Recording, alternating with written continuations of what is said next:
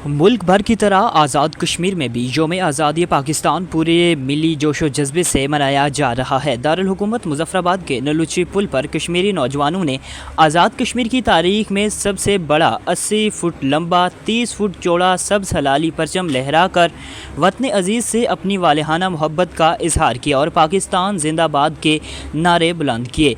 कौमी परचम लहराने से कबल डिवाइस एसोसिएशन के ज़ेर एहतमाम नौजवानों ने दोमेल से नलुची पुल तक रैली निकाली, जिसमें शहरियों की कसीर तादाद ने शिरकत की।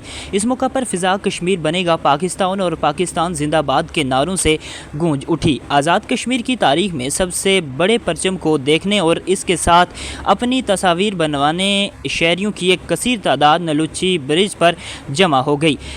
परचम लहराने की तकरीब से खिताब करते हुए शुरका का कहना था कि मुस्तहकम पाकिस्तान ही कश्मीरियों की आज़ादी की ज़मानत है।